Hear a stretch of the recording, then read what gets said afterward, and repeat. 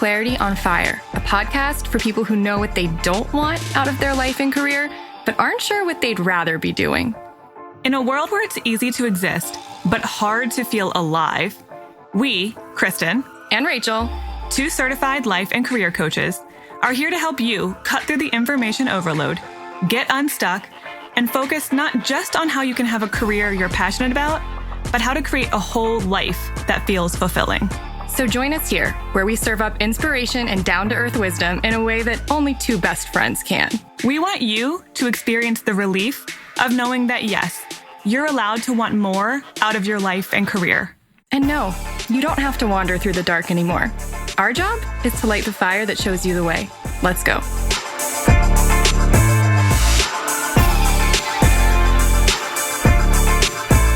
Hi. Hey. You're in for a real treat. I know. Instead of one normal kind of person, podcast. you're getting like a normal person episode on steroids. Well, and it's funny, we're actually bringing back 2 people who served as experts, Yes. but now they're in a normal person capacity.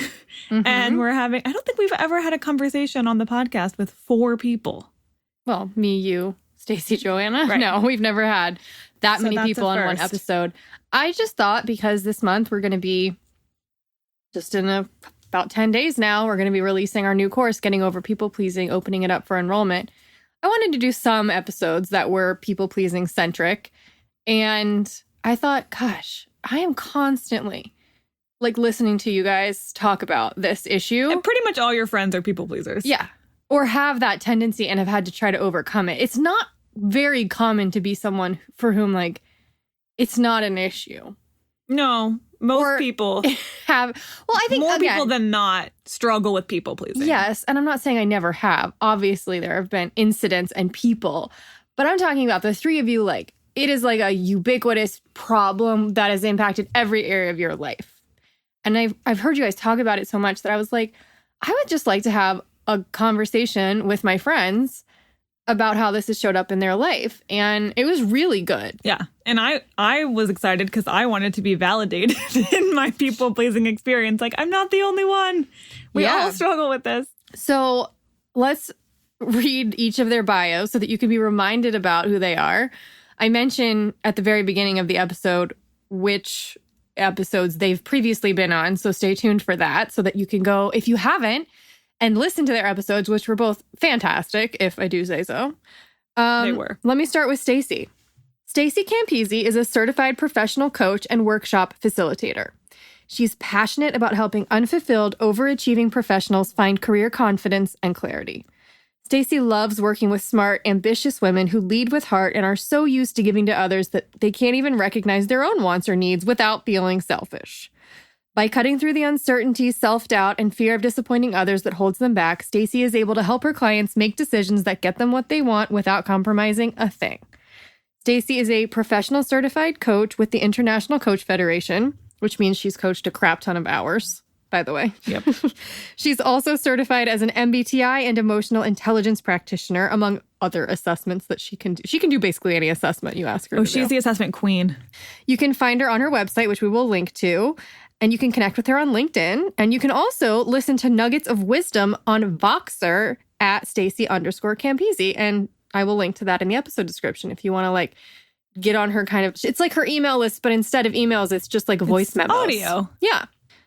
Okay, let's move on to Joanna. Joanna Platt is a life and relationship coach for high achievers who need space to feel their feelings, permission to put themselves first, and guidance on how to do it. Through intuitive, deep coaching conversations that feel like heart-to-hearts, she's here to help you quiet your inner critic and bring your best self to the surface so you can connect and contribute in both your work and home life. When she's not coaching, you can find her loving her husband, Mike, reading multiple books at one time, and working in coffee shops in DC. Meet Jo and get ready to go deep, feel your feelings, and get your sparkle back at joanna-platt.com.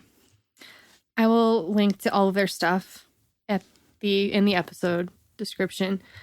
This was a really fun conversation. With 2 of our favorite people on the planet. And such a good conversation because all 4 of the people talking are like trained to have deep conversations and to ask good questions and to listen intuitively. So I thought it was really interesting from the perspective of like, this is how people who go deep talk, like normally. This wasn't even that much of a deviation from what our normal conversations Not at all. sound No, like. this is also, as a side note, a good example of what it is like when you find your tribe and the kind of vulnerability you can share with people when you really open up.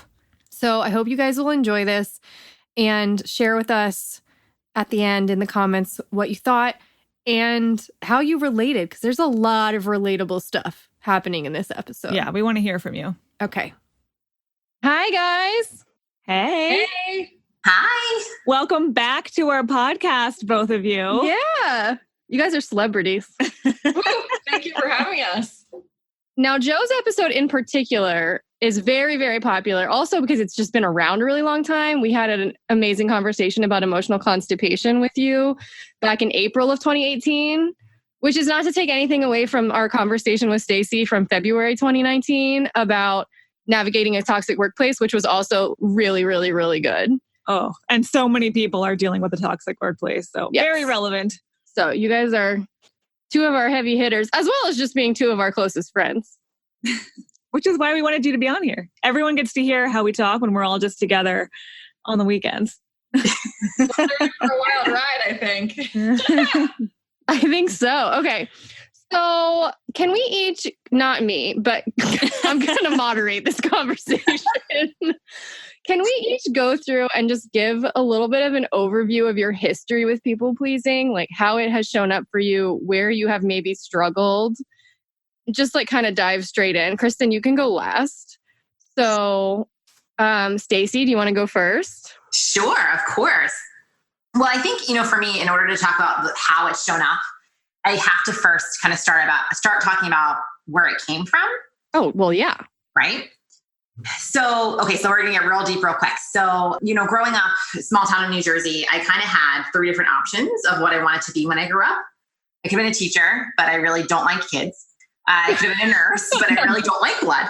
And I could have been a social worker, but I really didn't want to get burnt out. And so I feel like this, this helper, this people pleaser, this you are here to be of service to others was really ingrained in me from the time that I was very little. But I think the way that it really showed up in my life is I remember being probably, like 12 or 13. I was a young teenager. And I had a dad who was physically ill, a mom who suffered from alcoholism. And I remember one day distinctly, I went to my grandma and I was really close to her. And I said, Grandma, I don't know what to do. Mom's drinking a lot, like help. And I'll never forget, you guys, her words to me, because she looked at me and she said, well, honey, just be a good girl. Mommy's going through a lot. Oh, and in that moment, like, okay, so my needs don't matter, right? My needs don't matter because there's other people's needs who take so much precedence over my own that they have to come first. And in fact, I'm now selfish for asking for what I need. And so, it's almost like I look back now and I could recognize this like little part of my soul died.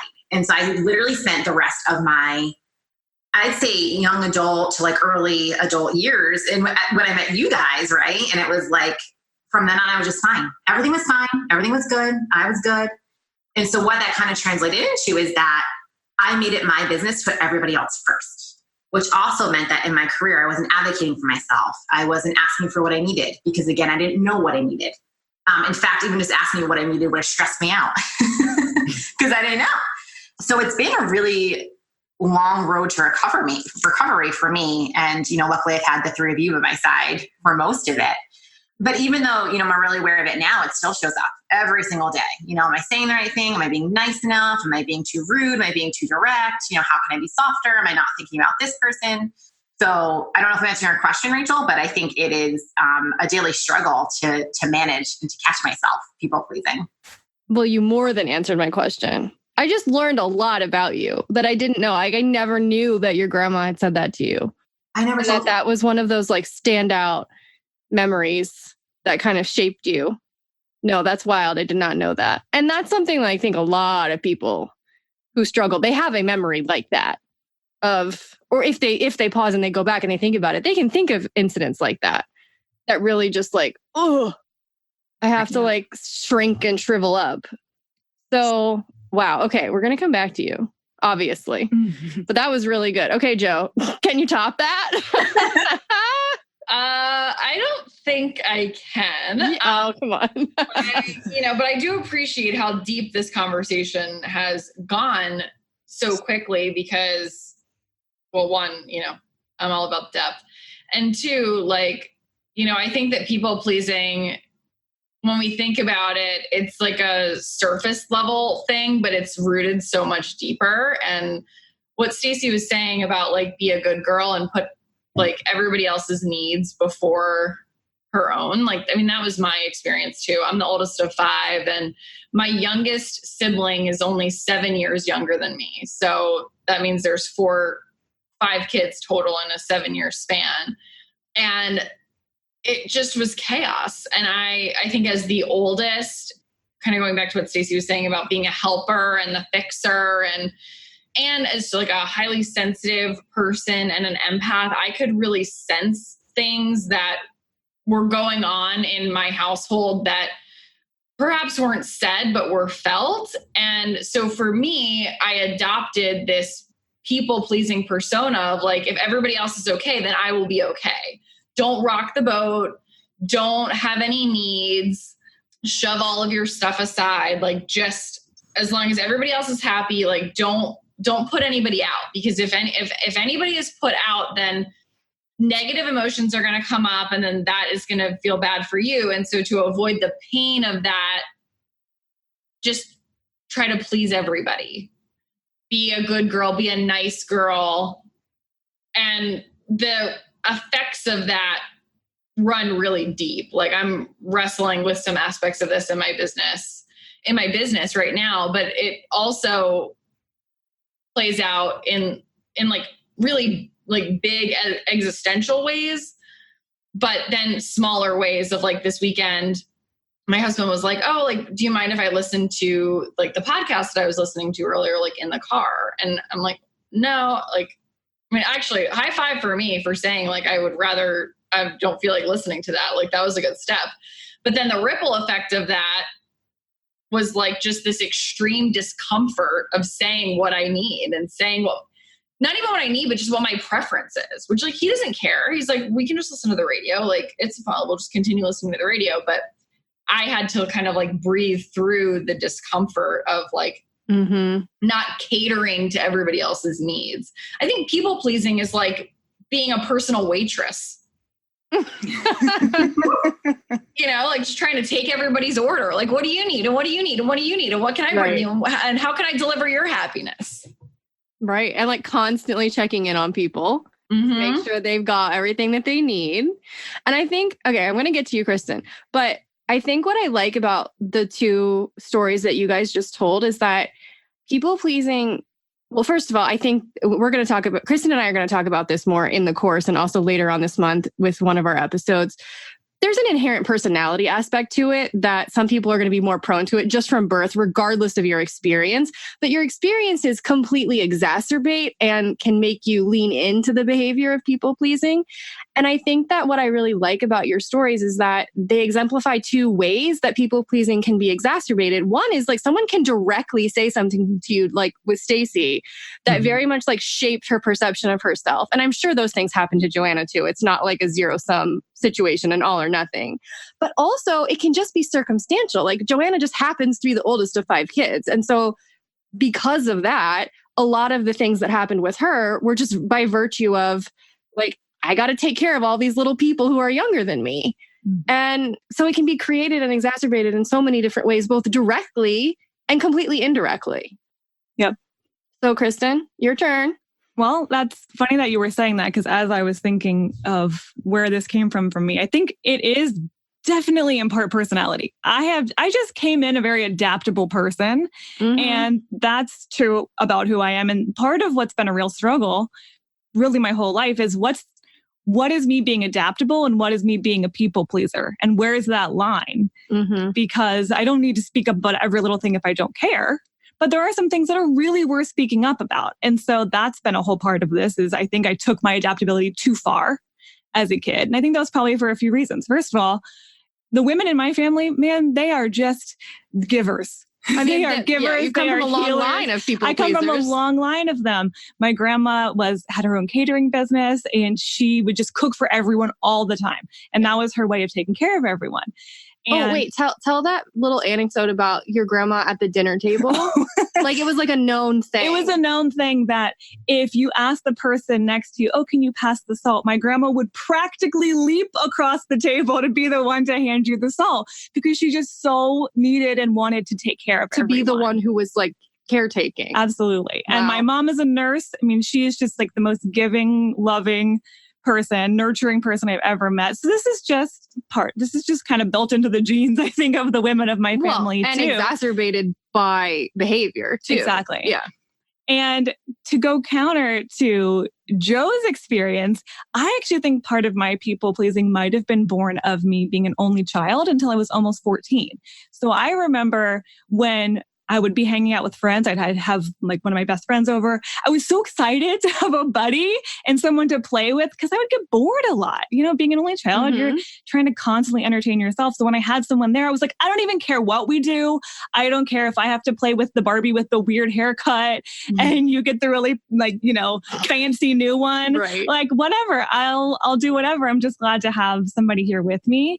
And then that definitely translated into relationships when I was old enough for that. So then I was just so excited to, wow, someone's interested in me right. that spanned into people pleasing in relationships. And so there was one of our biggest points of contention. Yep. There was a lot of, I think, causes of my people pleasing. So there's been more to undo because I've got to go back to all these different places where it came from in the first place.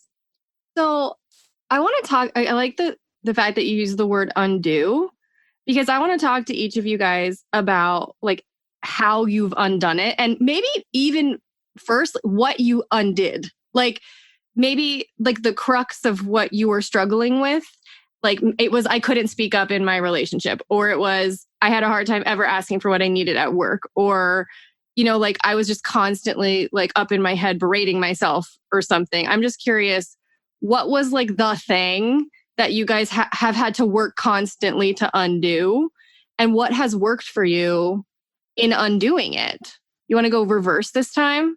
Sure. Let's start with you and then go back through it.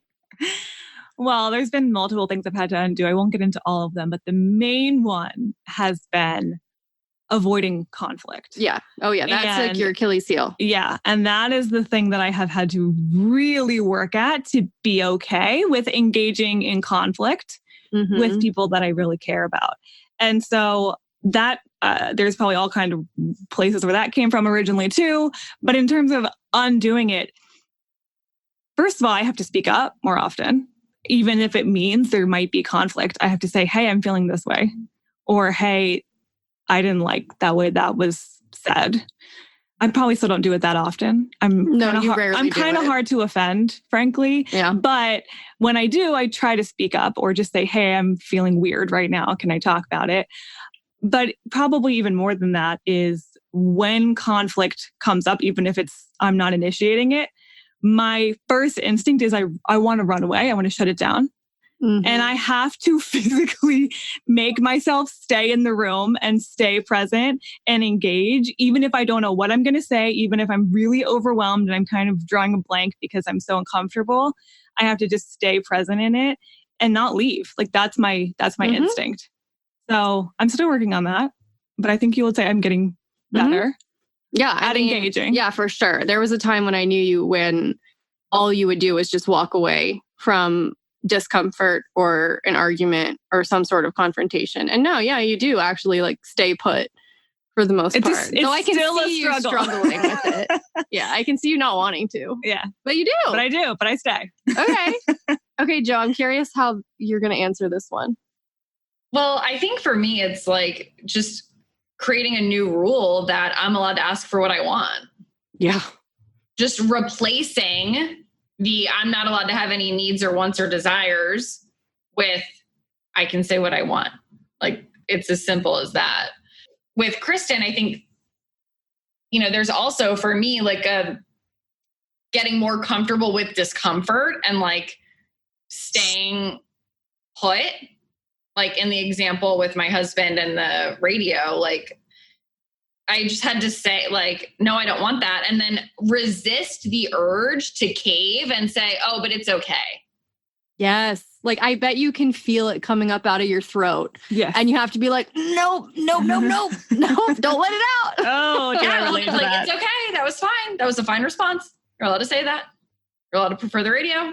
He's not going to die as a result of that request. Like, we're all fine. Everyone's fine. He's not going to hate me, you know, like, but it really is that, like, the internal calm. And it was probably like for the duration of like one full song that I felt this discomfort and like sat through it. But it still is funny to me that like that is such a trivial thing in like the grand scheme of life. But even still, like, kind of talking about it, I'm like not super comfortable with it. Like, you know, I've known my husband, we've been married for 8 years and have been together for like another decade on top of that.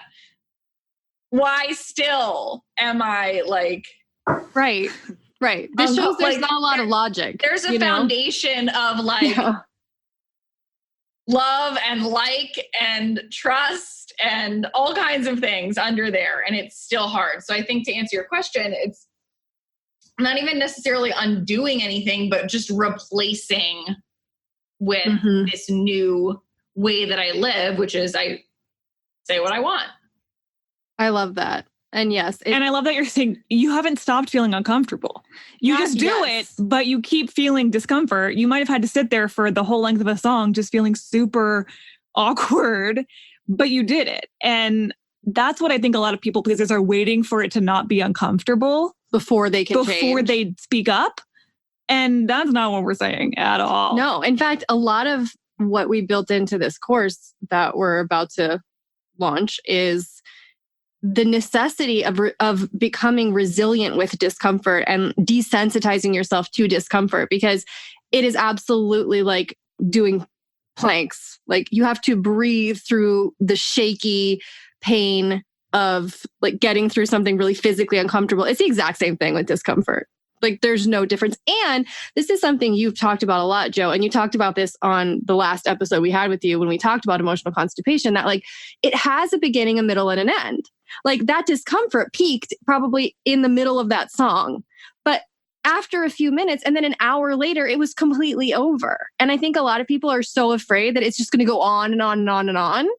And you have to like zoom out and realize that it really is a tiny blip on the radar, and that you can breathe through that discomfort for a few minutes and then it will be over.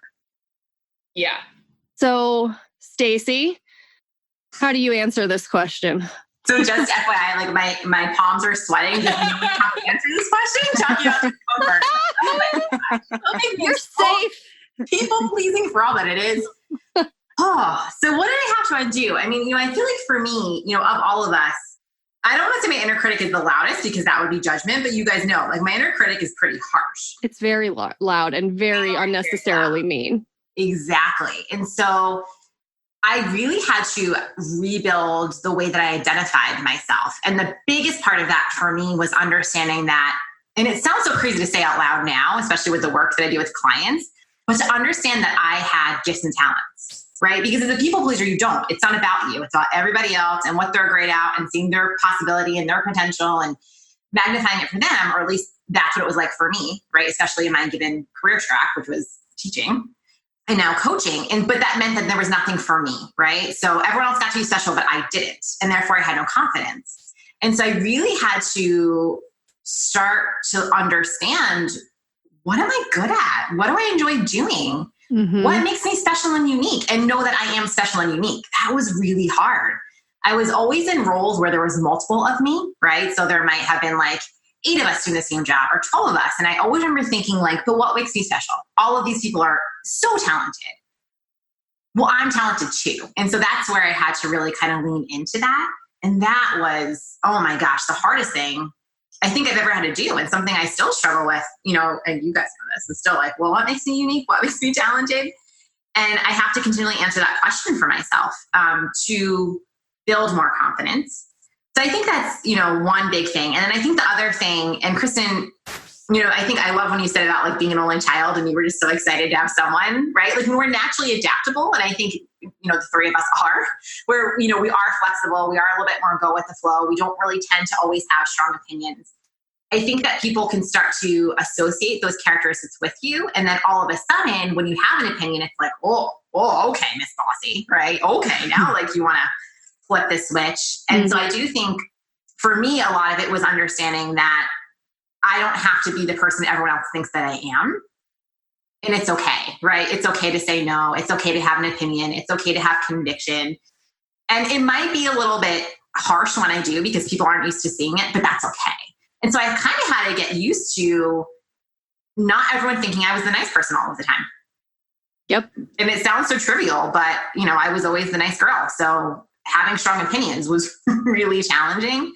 And so I started small. I mean, it sounds, again, so silly, but just, yes, I do have an opinion where should we go to lunch. I want to go to Cheesecake Factory or whatever, but I kind of built that muscle in really small ways.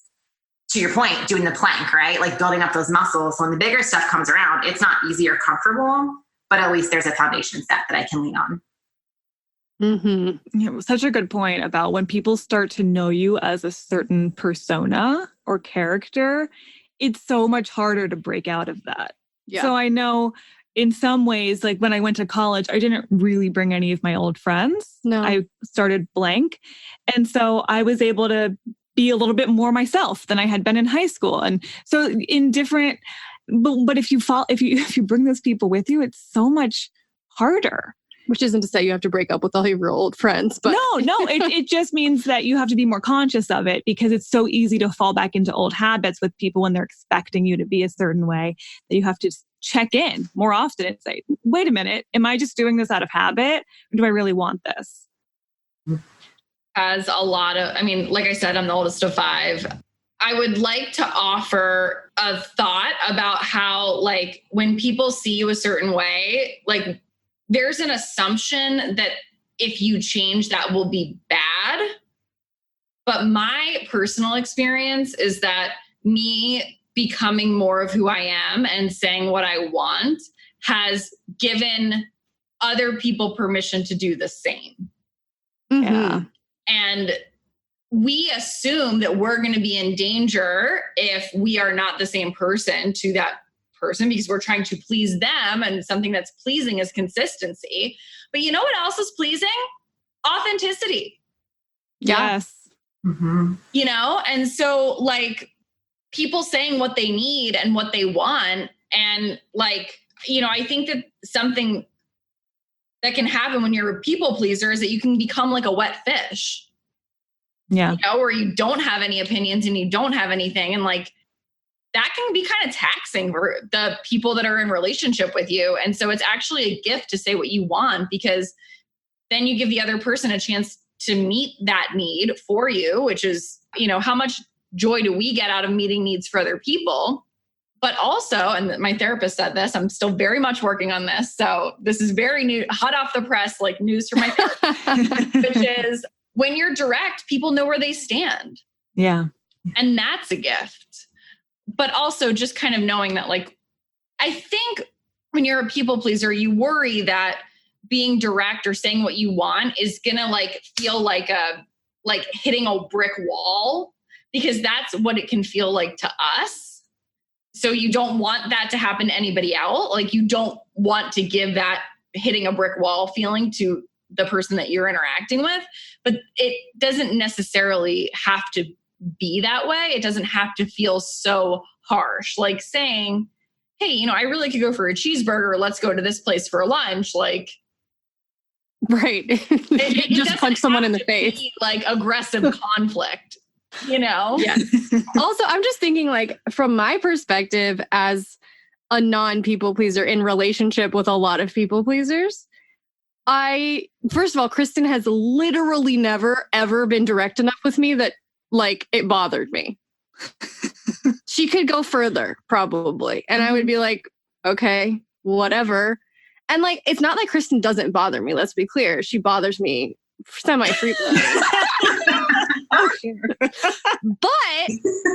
But like, I get over it because that's human relationships. And she's not bothering me often. Okay, often Kristen bothers me the most when she's not being opinionated, like when she's not speaking up, when she's not having a goddamn personality, you know? And this is one of those things that I think a lot of people pleasers don't understand is often you being like, well, whatever you want, or So I don't annoying. know, is more annoying than if you just said, I want to go get tacos. Right. And then that person, you're not giving a directive. You say, this is what I want. If they say no, you find a different compromise. Sure. Or what, you figure it out. I think we're so afraid of you're right, Joe, giving that direct, hitting up against a brick wall feeling, or I'm going to be too bold, or I'm going to be obnoxious with my opinions or with my desires. And really, you might be being a lot more obnoxious with your lack of opinions and desires. Because people want to know, what do you think? What do you want? I'm asking going you on in there? what you want to eat because I actually care what you want to eat so we can make a decision. Right. I contend that no one wants to be in a relationship with someone who has no personality or is kind of like really bland. It's just not interesting. It's not fun. And what makes you interesting is having opinions and having, ideas about where you want to go and having preferences and having desires. And will that create some conflict? Yeah, it will, because it means you're not always going to agree about what to listen on the radio or whether you should listen to a podcast or where you should go out to eat, or often bigger issues than that. But that conflict also, as someone who kind of loves confrontation, which I'm sure all of you are like, why? Why do you love that? What the hell is wrong with you? We love you for that. I know. I don't get it, but I love it. I like it because it's interesting. Like, disagreeing with someone doesn't have to be a bad thing. Like, the act of like figuring out what do we want, or how do we draw the line, or like how do we figure out like where to compromise can be interesting and actually fun. And the disagreement in and of itself doesn't have to be a bad thing. From my perspective, of course. Slowly learning this. Well, not totally bought in. Is that it doesn't even necessarily have to be a disagreement. Yeah. If you don't put out there what you want, how do we know if you agree or disagree? Right. You could be 110% on the same page. That's very true. Yeah. You might be missing all sorts of opportunities to just connect and be on the same page with someone because you're too afraid to tell them what you really think, even though you guys agree. Yeah. So... Yeah. But I think in defense of the people pleasers. Oh, please defend. That's fine. I think, and I really want to honor this because there was a point in our lives when shrinking down and being invisible and numbing the thing that's coming, the visual that's coming up for me is like a straight line. And what you're talking about, Rachel, is like, life kind of goes up and down, and that's just how it is. And it's like, for a people pleaser, you just need to come to neutral and you just want to be neutral. And that looks like shrinking down, pulling your energy back, pulling your desires back. And that's both like the potential things that could be bad, but it's also the good things. It's just like this is, don't be too happy. Don't be too loud. Don't be too funny. Don't do anything that could make another person feel uncomfortable. Right. And that served us for a really long time. And it's sad to, that we felt that we had to be invisible to be safe. But that's really what this is about. Mm-hmm. Yeah. There's a exactly. It's protective. Like there's no pattern that you do if on some level you feel it's serving you. Or it's keeping you safe. It's keeping you small. It's keeping you hopefully in the good graces of the people who you care about. So yeah, I mean, there's a completeness in the people pleaser's mind. It seems like it is a necessity to have all of those things. Yeah, well, and so yeah, you have to cut out the highs and the lows sometimes in order to just be placid and be in agreement with everyone, or not offending or hurting or upsetting anyone. Yeah, so we can be a little bit gentler with our younger selves because we didn't have a lot of good resources. We didn't have a lot of good options. And so this felt the safest and the most natural. And now that we're older, we can choose other healthier ways of being, and we're all practicing that. Yeah. But there's no reason to be hard on yourself for your people pleasing because it was born out of trying to be safe. I have another big question for each of you. Can I jump in real quick, Rachel, before we move on? Yeah, of course. Yes, please. Because, and thank you, Joe, for reminding us, right? Like, we survived. Like, we're only here because we figured it out real quick. Like, okay, if I'm going to be safe in my childhood, in our cases, right, then, or college years, then I have to like figure out how to make this work. But I think too, like, there's an expectation to be a people pleaser for a lot of us. And for a lot of women, right? Like, especially. Yes. And depending on what profession we decide to go into. I mean, so I work with a lot of leaders. I mean, if you look at the traditional leadership wisdom that's out there, right? Have an open door policy, always be available, check in with your people. It's like we're putting all this pressure on our leaders to be mind readers and know what everybody needs at all of the time, be constantly available. And we not only encourage that, we expect that, we promote that, right? Like, and so now we have people who are constantly busy, who don't have boundaries, who are spending all of their day putting out everyone else's fires and never getting to their own work. And then as a society, we're saying, and that's what success looks like. Great job, right? You're there for your people.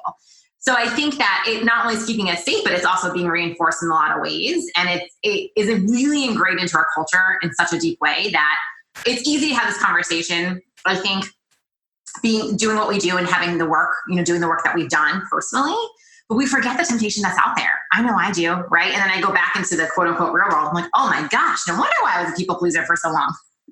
Well, and it makes sense. Other people love it when you please them all the time. Of course, you're going to get reinforced at work or in your family or with your spouse or whoever you're with. If you're always saying, what do you need? And you're anticipating their needs and you're taking care of them and you're nurturing them. Oh, a lot of people are benefiting from that. So yeah, of course, it takes a lot of courage to say, I'm going to take care of myself, even if I know I would get the gold star or I would get the praise or validation from doing what a people pleaser would do. Yeah. I think it's a good point, and I don't remember where I read this, but it's about saying, it's not about saying me first, it's just saying me too. And I know for me that really helped, right? Because I think people pleasers feel like, I'm going to be selfish or how can I not? And it's like, no. It's not talking about not being there for people or not helping or not whatever, like your particular brand of people pleasing is. It's just about saying I matter too. And that is, I think, a really small but big distinguishment to make. Right. Totally. You're on the same level as other people. You're not less than. Like, you're equals. Yep. So, okay. My kind of like last big question, because I think it's going to take up a lot of space, but I like the idea that it's going to take up a lot of space, is I want to know, like, for each of you, who are you at your best when you're not people pleasing? And then how have your relationships improved by being that person more and more often in your life? And you can go in whatever order you want. Whoever has an answer to this first. Oh, I've stumped them. I am like radiant. And when I'm not people pleasing, so when I am people pleasing, my energy is very small. And it's like I just like suck all my energy in and I just kind of cater to those like externally. When I'm at my best, my energy is like I'm taking up like the full amount of space and I am radiant and I am shiny and I am happy, but I'm also a leader actually, which, I think being the oldest of 5 is not surprising, but like me at my best, like I advocate for people. I advocate for other people. One of the best compliments I ever got was that I stand up for people and like defend, like when I'm at my best, I'm bringing other people into the conversation, bringing other people into the fold. I am advocating for my needs and other people's needs from a place of power, not a place of lack. Yeah. And like I said, and I'm also like a big thing for me, like I need a lot of time alone because I'm an empath and I'm a highly sensitive person. And when I'm like my best, I'm cognizant of what my needs are and kind of stepping away if I like need time to recharge and refuel to be that person. And like I said, all of this has helped, particularly my family, like my siblings saying like, thank you for leading the charge. Or even like my stepmom was like, oh, like Joanna will understand that I need a little bit of Joanna time. Like, essentially her saying that like she needed me time and I'm always prioritizing me time. And so she knew that if she needed that I would get it. Yeah. And so me advocating for my needs is helping other people advocate for their needs, one. And two, it also gives other people permission to shine. Mm-hmm. Like, my husband is going to take a sabbatical coming up soon. And I was feeling like he was really struggling with work, and like, why couldn't I fix it? And why couldn't I like get him to a place where he was happy? And I literally was like having a breakdown about feeling like I was a failure. And he was like, can I just offer like a different perspective here, that if it wasn't for you and you chasing your dream and you like doing what you wanted to do and having a business and like living this way, I would never be doing this. Wow. Yeah. Yeah. Like, that's huge. Yeah. Yeah. Just your existence can start setting other people free when you're kind of at your best and you're not trapped by that. That's awesome. Well, Joe, you're always talking about being the role model, right? How like we don't have a lot of role models to be the type of, business owners, women, wives, mothers, whatever that we want to be. And so I think what you're saying is that you were the role model for Mike. Yeah. You got to show him that there's a different possibility of how he could live his life and what he could choose to do. Yeah. And the same thing is absolutely true in my family, almost like kind of undoing for all of us that we need to just fall in line. It's like, no, in some ways we're all people pleasers because to, kind of keep order, my mom ran a tight ship, like almost like military style, like I remember one of her lines was like, I'm not running a restaurant. Right. Right. Like this is just what you're having for dinner. Like you eat it or don't eat. Like, I don't care, So yeah, now kind of showing them that they too can say what they want, and we can all be happy, all be our like biggest, brightest, shiniest, most self-expressed selves. Yeah. So what about you, Stacy? Yeah. It's so interesting because I'm such a big personality, but when I'm people pleasing, you don't know it, right? Because that is so true. That's maybe the truest statement I've ever heard said about you. Yeah, it's validation. Yeah, because when I met you, I remember thinking that. I remember being like, there is so much personality and I don't know why I can sense that it's there, but there's just this almost like this surface level she's not letting other people get beneath. And it was almost like my mission to get beyond it. And then I did. Congratulations. I'm your greatest conquest. I did. But I've met a lot of people like that who I can tell there's so much going on here underneath the surface. Like, where is it? Yeah. Yeah. So, at the end of the point, when you guys met me and I was at the height of my people pleasing, oh my gosh, I was anxious all of the time. I was like borderline neurotic. I'd spend so much time worrying about, what did I say? Was it wrong? Can I do something differently? I would hatch elaborate plans if I thought someone was mad at me, right? To like get back in their good graces, whether or not I actually knew that to be true, whether or not I actually did insult them, it didn't matter. Right. And so I think to answer your question about when I'm at my best, when I'm not people pleasing, I'm calm. There's just this like inner calm and peace that I have access to that's not there when I'm worried about everybody else because I can't control them, right? Mm-hmm. So it's like trying to play a chess game and I don't know the rules, where when I'm not people pleasing, I can really just focus on me and what's going to make me happy. And yeah, and Rachel, you say this, like feeling good is the point of life, right? So like it allows me to feel good. And I think the other thing, is that I always say to my clients, like boundaries aren't meant to keep other people out. They're meant to keep us in. Yes. And so when I'm at my best, it's knowing what I need on a really deep soul level, right? Like for my mind, my body, and my spirit, and being able to give myself those things that keep me whole, that keep me happy. So that way I can continue to show up for everybody else. Because when I'm at my best, I'm also really empathetic and compassionate. And I love those things about myself and I don't want to change them, but they have to work for me. And they work for me when I'm not worried about if they're working for everybody else. Mm-hmm. And so what I mean by that is that, and Joanna, I love what you're saying here, which is I don't take responsibility now for other people's successes or their failures or for what they do or what they don't do. Like that's on them.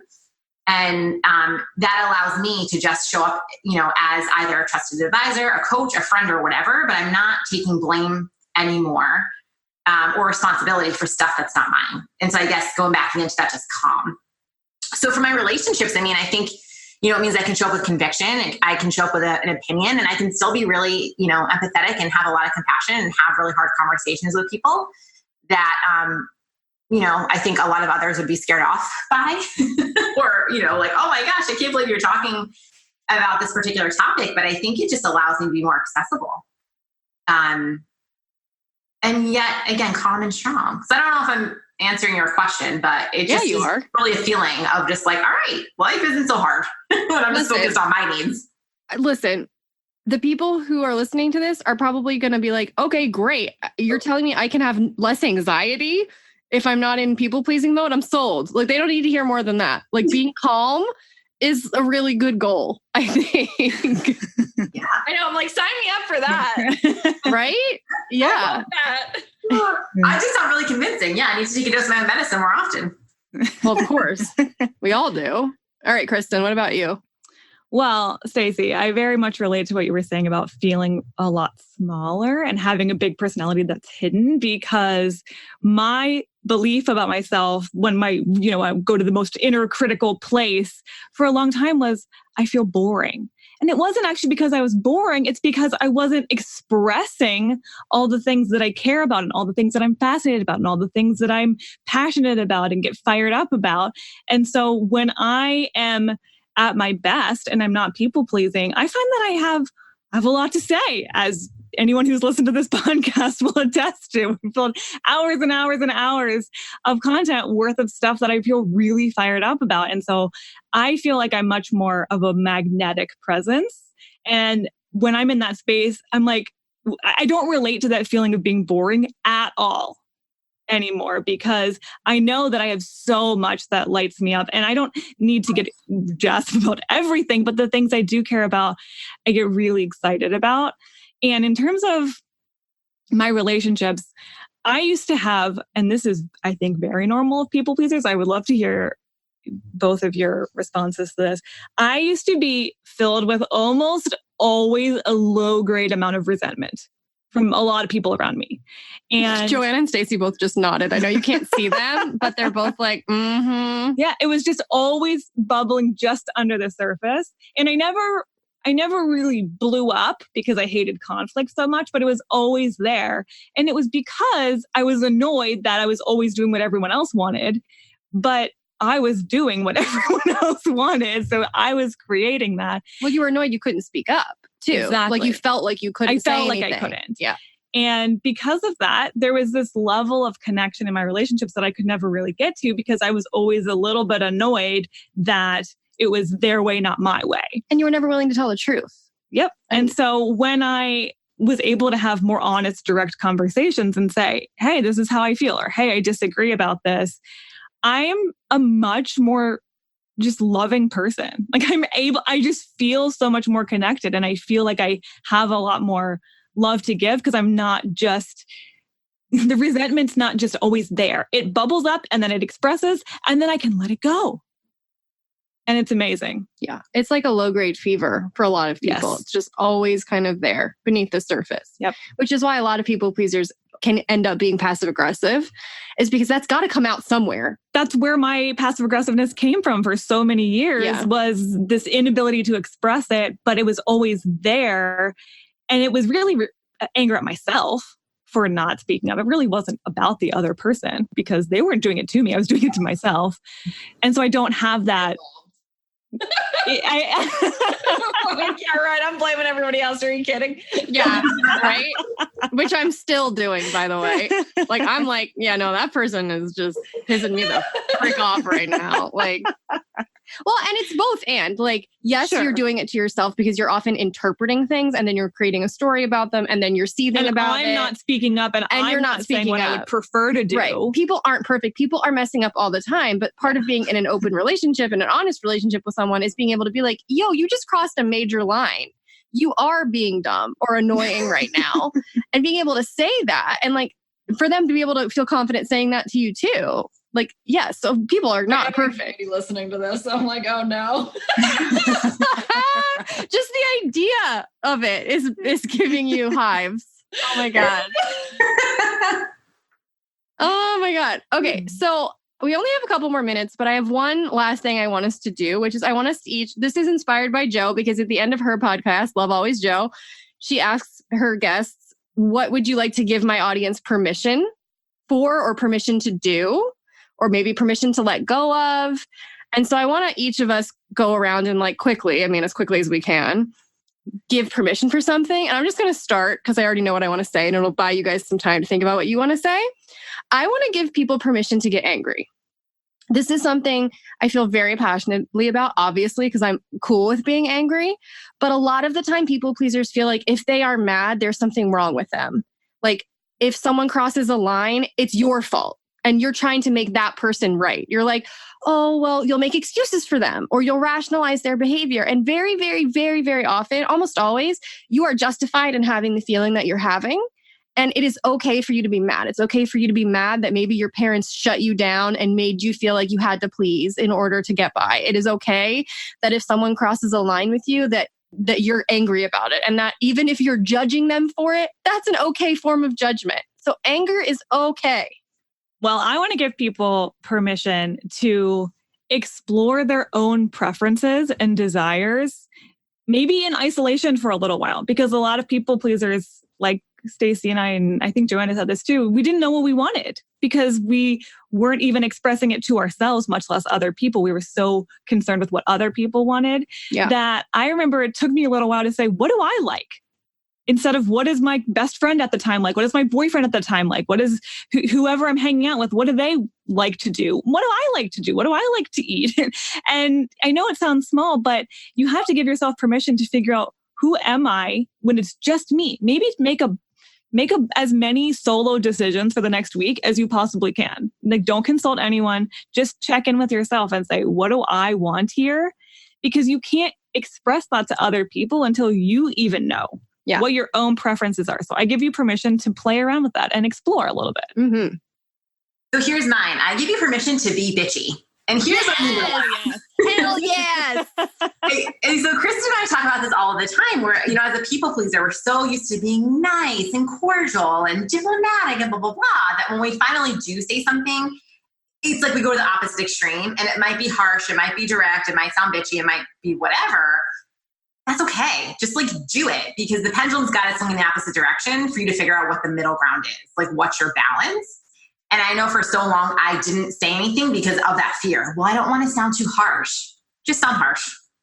If it's someone, right, that actually cares about you and has your best interest at heart, they're going to get it. And they'll forgive you if you take it too far. You know, they will. Exactly. And the chances are you're not going to take it too far, because what sounds harsh to you is still seen through this lens of people pleasing. So absolutely. It really won't be harsh, even though it sounds that way. That's a good one. Good permission, Stace. All right. So the first thing that came to mind, I feel like I have like a touch of all of these because they're all so good, but I think it really does come down to two things. I was going to say, going back to the like waitress example and like just taking everybody else's order, take your own order. Yes. You know, like, what do you want? Which goes to Kristen's point. And then to Rachel and Stacy's point, like, be okay, like going there and like pushing the envelope and like saying the thing that you think is like not nice or like conflict, because that can really like drive the needle forward. Yeah. And it can be really empowering to go. I loved what you said, Kristen, about like make decisions for yourself. Like that's something that I've been doing the last couple of years. It's just like the most empowering thing, instead of like going around and like getting input and like trying to get permission from everybody, but just like from a pure place of like, what do I want? And saying that. Thank you guys. This is awesome. Like, obviously we could keep talking, but like, that's what we do when we hang out. Conversation this weekend by a text, I'm sure.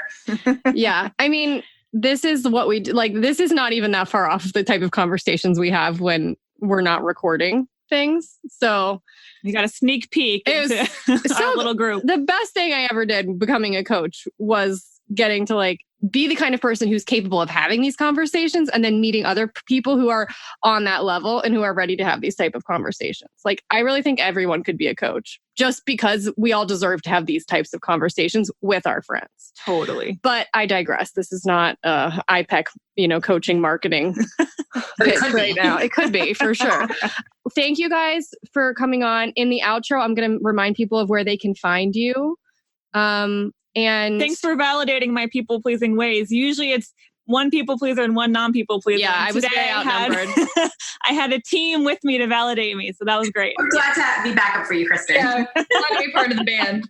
Like, what an awesome, I'm so glad I had this idea. I was like, I don't want to just do a normal person. I want to have like a whole round table where we all talk about this. Get a bunch of input. And normalizing also that there's really no point at which you're ever over it, that it's just a lifelong kind of thing. And it's just part of your growth edge. It's part of what you're here to learn. And there's nothing wrong with it, but like, you got to lean into the discomfort and like take the lessons that the universe is trying to offer you through people pleasing. So thank you guys. And I mean, I'll text you probably in like 10 minutes with another problem that I'm having in life. Okay. Thank you so much for having us. This was so fun. I know. Bye. All right. Bye. Okay, I know you're probably tired of hearing us talk about it because you're like, blah, blah, people pleasing. We get it. There's going to be a course. It's coming out on the 20th. So I'll say something I haven't yet said yet. How about that? Surprise us all. It's not even that fun of a fact. But I just want you to know that it's going to blow your mind, this fact. Okay? My mind or everyone's mind? Oh, okay. Okay? Each lesson in the course, there's 4 main lessons, is 25 minutes or shorter. Frankly, that does blow my mind, even though I knew that. Well, if you listen to this podcast, you're blown away by the fact that we can talk less than 25 minutes at a time. But that is proof that this course is really about action. We want you going out into the world and doing things. We want you going back even into your own past and processing and introspecting about things, because we're not just going to talk at you ad nauseum. Believe it or not. I know. And some of you are going to be like, oh my God, that's so doable. And some of you are going to be like, what am I going to get out of it if it's not that long? I'm telling you, there's a lot of concentrated stuff happening in each lesson, even though they're pretty short. And so much of what you're going to get out of it is what you're going to have to do on your own when we prompt you. So we're going to give you some journaling prompts. Yeah. We're going to give you a lot of action steps and homework to take. So most of what you're going to get out of it is up to you. The lessons might be short, but the workbook is not short. No. There's a lot we're having you get into. So it's a pretty intensive course, but it's not going to take you a ton of time. Well, not to listen to the lessons, but then, no, it's not going to take you a ton of time. It's really not going to take a ton of time in general, but it's going to go deep quick. Mm-hmm. So if you just want to kind of be like a passenger and not do any work, this is not the right course for you. No, if you're ready to actually start doing the things you've got to do to stop people pleasing, that's what we're doing in this course. Right. I mean, you can't get in shape physically if you're just like watching other people work out at the gym. Like, you got to actually do the work, and it's hard, but it's good kind of work. And frankly, if you made it this long into this episode, which was just a whole in-depth conversation about people pleasing, you're probably the kind of person who needs some support in this, if this was relatable to you. So once again, if for some miracle of God, you're not yet on our VIP list for this course. People keep adding their names every day. So there are people who are not on it yet. And so you can, in the episode description, add your name to that list so that you can be the first to know. And we're going to be giving away some stuff. And just, it's the way to find out the minute that it's available. So that you can get in there and get started. Just to let you know, the enrollment window will be open for a week. And then we're going to get started. Like, the first lesson will become available on, what is that, the 28th? I believe that's right. Wednesday, the 28th. But just so you know, the moment you enroll, there's stuff for you to do. You don't have to wait around. There's already going to be a video waiting. There's got an intro assignment for you. A couple of workbook exercises. And people will be in the forum, too, so you can start interacting right away. And hearing other people's stories. I have a suspicion it's going to be a mountain of relatability up in there. Oh, yeah. And accountability, too. And a lot of people who've worked with us in the past and taken our other courses. So it'll be fun because these are like Clarity on Fire people. Yep. I think it's going to be really fun. So, okay. We will see you on Tuesday with a blog from me. It's going to be an old blog because, like we've said, we're not putting out new blogs this month. because we've been working so hard on this course. But I'm sure it'll probably be new to most of you. Yeah, because it's old. All right. So we'll see you then. See ya.